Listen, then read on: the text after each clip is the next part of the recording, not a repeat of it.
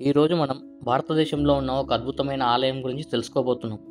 ఇక్కడ science, Geography, physics, chemistry మరియు ప్రపంచంలోని అన్ని నమ్మకాలు, ఆధారాలు ఇక్కడ విఫలమవుతాయి.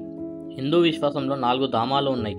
బద్రీనాథ్ ధామ్, ద్వారకాధీశ్ ధామ్, రామేశ్వరం మరియు జగన్నాథ్. ఇది పూరి జగన్నాథ్ కథ.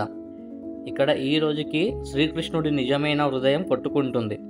ఈ ఆలయానికి కొన్ని రహస్యాలున్నాయి. వాటి గురించి వింటే ఎవరైనా షాక్ అవుతారు. చెక్క విగ్రహాల కథ. అవును, ప్రతి ఆలయంలో విగ్రహాలు లోహం లేదా రాయితో తయారు చేయబడతాయి. కానీ ఇక్కడ జగన్నాథ ఆలయంలో దేవుడి విగ్రహాలు చెక్కతో తయారు చేయబడ్డాయి. ఎందుకంటే ద్వాపర యుగంలో జర అనే వేటగాడు వేటాడుతూ పొరపాటున శ్రీకృష్ణుడి పాదానికి బాణం వేశాడు. దాని వలన శ్రీకృష్ణుడు మరణించాడు. జర శ్రీకృష్ణుడికి పూర్తి ఆచారాలతో దహన సంస్కారాలు చేశాడు. కానీ చితి శాంతించిన తర్వాత ఒక మెరిసే లోహపు వస్తువు ఇంకా కాలిపోకుండా ఉందని జర చూశాడు. అది ఏమిటో జరకు అర్థం కాలేదు. కాబట్టి అతను దానిని తీసుకొని అమ్మడానికి వెళ్ళాడు. కానీ దాన్ని కొనడం దేవునెరుగు. ఎవ్వరూ దాన్ని తాకడానికి కూడా సహించలేదు. చివరికి జర నిరాశ చెంది ఆ లోహపు వస్తువును ఒక చెక్కపై ఉంచి నీటిలో వదిలివేశాడు. రాజు ఇంద్రజుమ్నుడి కథ. గుప్త సామ్రాజ్యం కాలంలో విష్ణువు యొక్క గొప్ప భక్తుడైన అవంతి రాజు ఇంద్రజుమ్నుడికి ఒకరోజు కలలో విష్ణువు వచ్చి ఒక నదిలో మునిగి స్నానం చేయమన్నాడు. మరియు ఒక చెక్క మొద్దులో ఆ నదిలో నేను నీకు కనిపిస్తానని కూడా చెప్పాడు. ఈ కల వచ్చిన మరుసటి రోజు రాజు మునిగి స్నానం చేయడానికి వెళ్ళాడు. మునిగి స్నానం చేస్తున్నప్పుడు రాజు నదిలో కొంత దూరంలో ఒక చెక్క మొద్దును చూశాడు. ఆలస్యం చేయకుండా ఆ రాజు మొద్దు దగ్గరికి వెళ్ళి దానిని రాజభవనానికి తీసుకువచ్చాడు. అప్పుడు రాజు చాలా ప్రసిద్ధి శిల్పకారులను పిలిపించాడు. కానీ వారిలో ఎవరూ ఆ చెక్కతో ఒక విగ్రహాన్ని చేయలేకపోయారు. చాలా రోజులు గడిచిన తర్వాత ఒక శిల్పకారుడు రాజభవనానికి వచ్చి ఈ విగ్రహాన్ని నేను చేస్తాను అన్నాడు. కానీ నాకు ఒక షరతు ఉందని రాజుతో చెప్పాడు. రాజు శిల్పకారుడిని అతన్ని షరతు ఏంటని అడిగారు. అప్పుడు శిల్పకారుడు ఈ విగ్రహాన్ని తయారు చేయడానికి నాకు పూర్తి 21 రోజుల సమయం కావాలని చెప్పాడు. మరియు 21 రోజుల ముందు వరకు నాతో ఎవడు మాట్లాడకూడదు, కలవకూడదు మరియు నా పనికి అడ్డంకి కలిగించకూడదు. నేను కోరుకుంటున్నాను. రాజు సంతోషంగా ఈ షరతును అంగీకరించాడు. విగ్రహం తయారు చేసే పనిని మొదలైంది. ప్రతిరోజు విగ్రహ తయారీ శబ్దాలు వచ్చేవి. అవి క్రమంగా ఆ శబ్దాలు ఆగిపోయాయి. బహుశా శిల్పకారుడు ఆకలి దుప్పలతో చనిపోయి ఉండవచ్చు అని అవంతి రాణి భావించింది. అందుకే ఆమె విగ్రహపు పనులు జరుగుతున్న గది తలుపు తెరవాలని పట్టుబడింది. మరియు రాజు ఆమె మాట వినవలసి వచ్చింది.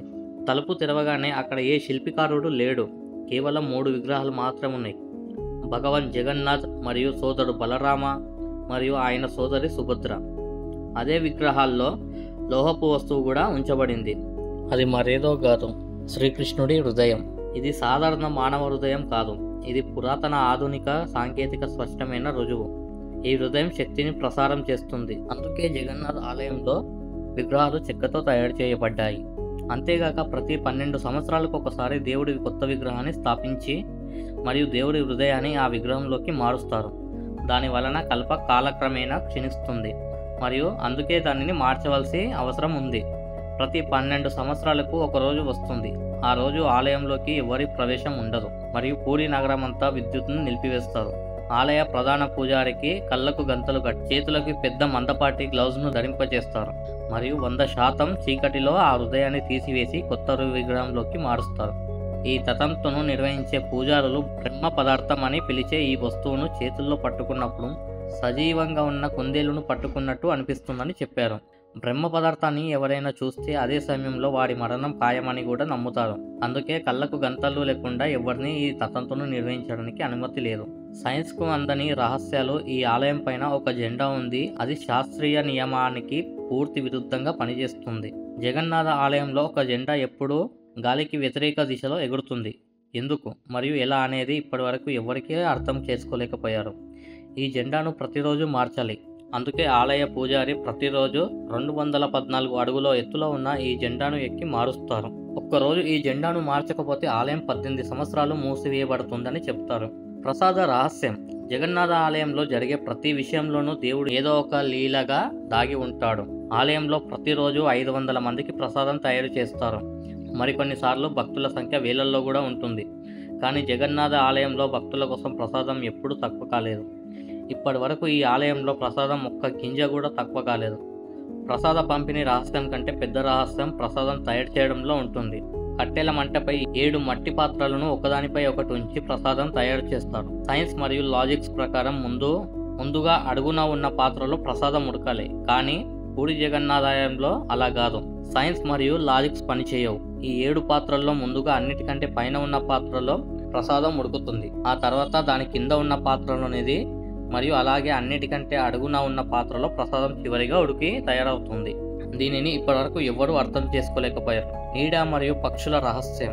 ఈ ఆలయం గోపురం నీడ ఇప్పటి వరకు ఎప్పుడూ ఏర్పడలేదు. ఈ విషయం తెలిస్తే మీరు ఆశ్చర్యపోతారు, కానీ ఇదే నిజం. జగన్నాథ్ పూరి ఆలయంలో గోపురం నీడ ఏ సమయంలోనూ ఏర్పడదు. మరియు మన అభిమాన సైన్స్ కూడా విషయం వెనుక ఉన్న కథ తెలుసుకోలేకపోయారు. మనం జగన్నాథ ఆలయం గురించి మాట్లాడితే అక్కడ పక్షులు తెలిసి మనకు తెలియనిది ఏదో ఉంటుంది. ఎందుకంటే ఈ ఆలయం పైన ఏ డ్రోన్, ఏ విమానం, ఏ పక్షి ఎప్పుడు ఎగరలేదు. మీరు ఎప్పుడు ఏ పక్షిని కూడా జగన్నాథ ఆలయం పైకప్పుపై లేదా గోపురాలపై కూర్చొని చూడరు.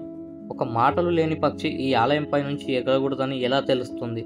సుదర్శన చక్రం మరియు ప్రవేశ నిబంధనలు. సుదర్శన చక్రం, ఈ పేరు విని ఉంటారు. ఇది అధర్మాన్ని నాశనం చేస్తుంది. జగన్నాథ ఆలయంపై ఒక సుదర్శన చక్రం ఉంటుంది మరియు దానిని ఏ దిశలో నుండి చూసినా దాని ముఖం మీ వైపే ఉన్నట్టు ఉంటుంది. ఈ ఆలయంలో హిందువులకు మాత్రమే దర్శనం చేయడానికి అనుమతి ఉంటుంది. ఏ ఇతర మతాలకు చెందిన వ్యక్తినైనా బయటి నుంచి దర్శనం చేయించి పంపిస్తారు. ఉదాహరణకు మాజీ ప్రధాని ఇందిరాగాంధీకి కూడా దర్శనం చేయడానికి అనుమతి ఇవ్వలేదు, ఎందుకంటే ఆమె ప్యారిస్ మరియు హిందూ కాదు. అంతేకాక 2005లో థాయిలాండ్ యువరాణి మహాచక్రి సింధూర్కు కూడా ప్రవేశం ఇవ్వలేదు, ఎందుకంటే విదేశీయులకు అనుమతి లేదు. 12వ శతాబ్దం నుండి నిర్మించబడిన ఈ ఆలయానికి స్విట్జర్లాండ్కు చెందిన ఒక మహిళ 1,78,00,000 విరాళం కూడా ఇచ్చింది. ఇది ఇప్పటి వరకు ఆలయానికి సమర్పించిన అతిపెద్ద విరాళం. ఆమె హిందూ కానందున ఆమెకు కూడా బయట నుంచే దర్శనం చేసుకోవాల్సి వచ్చింది. ప్రతి సంవత్సరం పూరిలో జగన్నాథుడి రథయాత్ర కూడా జరుగుతుంది. ఇది 9 రోజుల పండుగ. ఇందులో భగవాన్ శ్రీకృష్ణుడు, భగవాన్ బలరాముడు మరియు అతని సోదరి సుభద్రాదేవి గర్భగుడి నుంచి బయటకు తీసి రథంపై కూర్చోబెట్టి రథయాత్ర నిర్వహిస్తారు. ఈ రథయాత్ర నిర్వహించడానికి కారణం 9 రోజుల్లో భగవానుడు ప్రజల మధ్యకు వచ్చి ప్రజల కష్టసుఖాలను స్వయంగా చూస్తారని నమ్ముతారు. మనకు తెలియని మరెన్నో కథలు ఉన్నాయి. ఉదాహరణకు ప్రతి సంవత్సరం దేవుడు 15 రోజుల పాటు అనారోగ్యంతో ఉంటాడు. భక్తుల కోసం ఆలయంలో దర్శనాలు మూసివేయబడతాయి. కానీ ఇది ఎందుకు జరుగుతుందో చాలా తక్కువ మందికి మాత్రమే తెలుసు.